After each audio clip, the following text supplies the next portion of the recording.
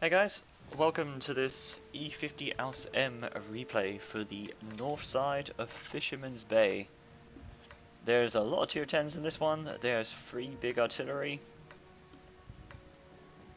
and we have a 60% chance to win. Again, there's not actually any... there aren't really many bad players in this matchup, so there's no like easy farming, as it were. Up and at 'em, lads.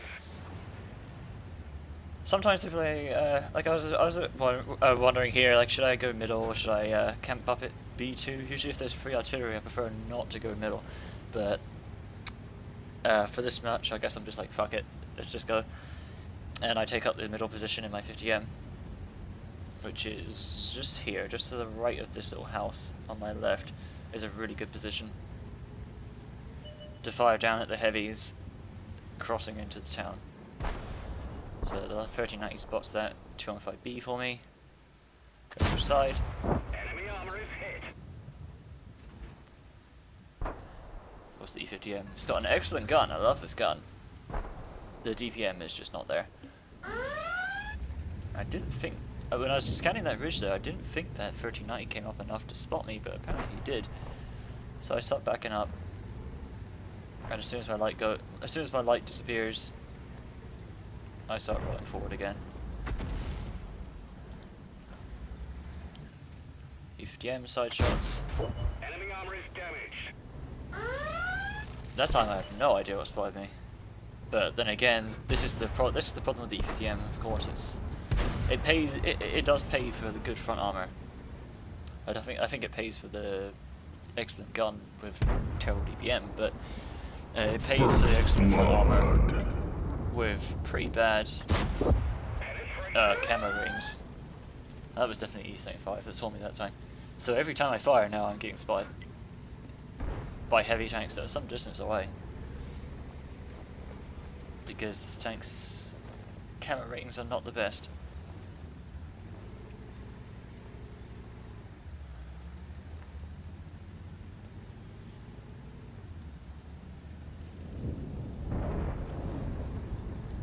So I do decide to stay in this position though.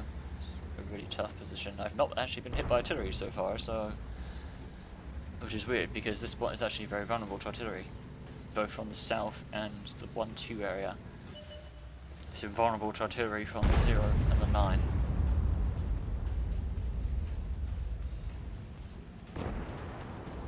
Right now nothing happening, so I'm just going to sit here and wait.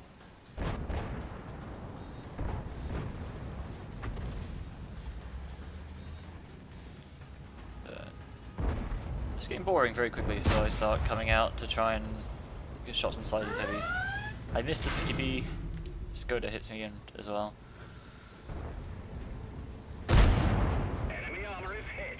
I see the Skoda doesn't have the top turret, which is marked by an X on the over target markers there, so he might not have the autoloader.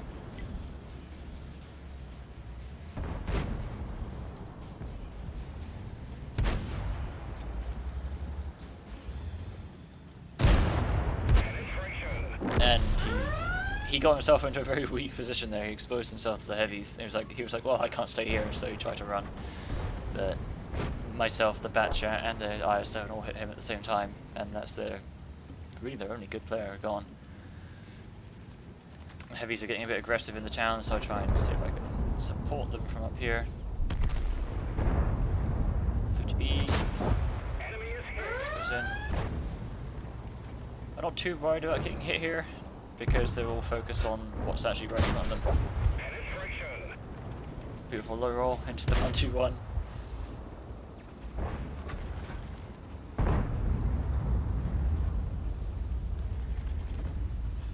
Can I get a side shot on him? No, I'll get a side shot on Jackass. Go.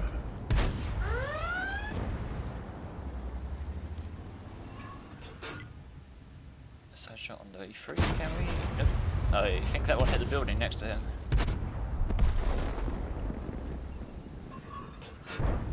Got the smallest side shot, rear shot on the 50B, and I decided to take it, but I missed.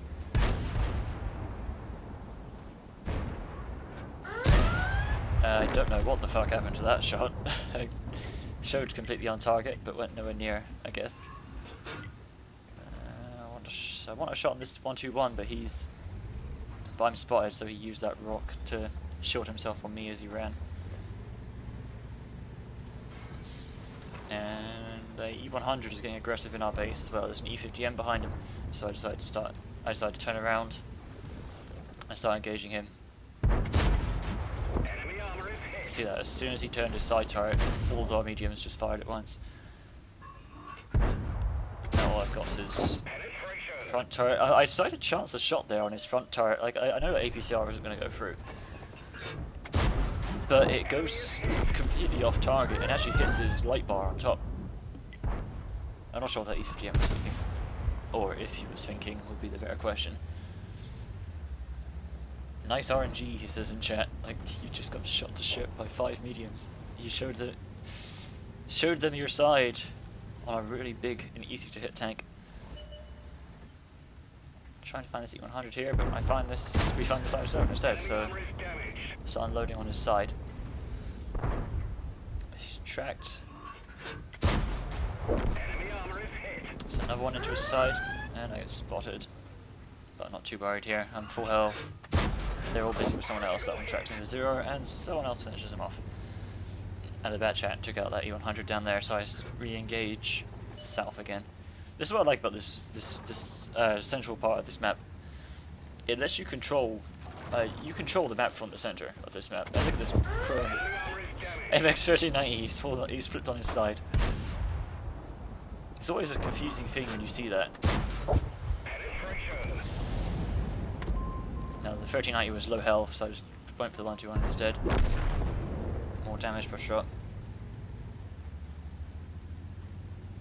It's always confusing when you see that, because when you look at a tank like a 1390, I've aimed at every tank so many bloody times that just when I see them in their silhouette, I know exactly what tank that red, I guess you call it silhouette around him, like this D4's got around him. Enemy armor is hit. I've aimed at each tank so many times, I know where I'm aiming just based on the silhouette. And when you see a tank on your side, it's very confusing. Straight away, it's very confusing. Like the other day, I saw a T-62A on his side, and I was like, what? On his side? Like, he was behind bushes and stuff, Enemy armor is damaged. so I couldn't actually visually see him. I just saw his silhouette and his marker. I was just like, what? Double kill. What part of the 62A am I aiming at here? And then I realized, oh, he's on his side. So I just finished off that artillery there that's trying to run. I knew he was going to run north, so I intercepted him, and then there was that. So yeah, the central part of this, the center of this map, is basically the same as the center of Prokhorovka. It fills the same role. It's a lower ground on the north, lower ground on the south around the base area, and then there's high ground in the middle.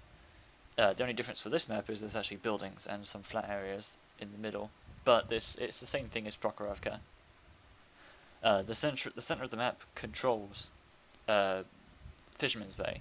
The center of the map controls Prokhorovka.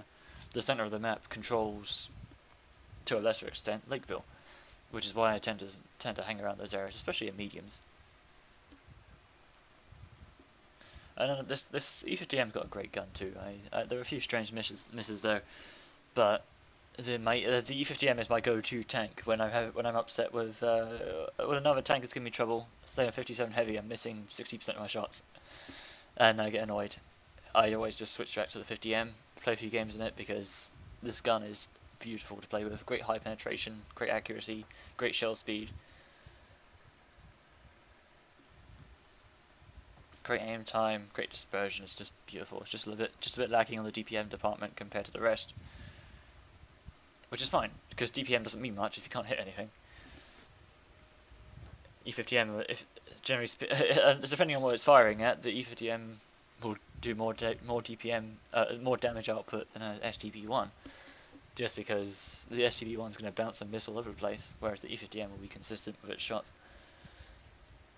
I prefer that too. It's half the reason I prefer the E5 gun over the 215B. 215B fires a lot faster, but I found the E5's gun to be a whole lot more consistent. More of the shots you fire actually go through, which is odd, because statistically the 215B's gun is way better. anyway, that's that replay for the north side of Overlord and the 50M. I hope you enjoyed this replay, and thanks for watching.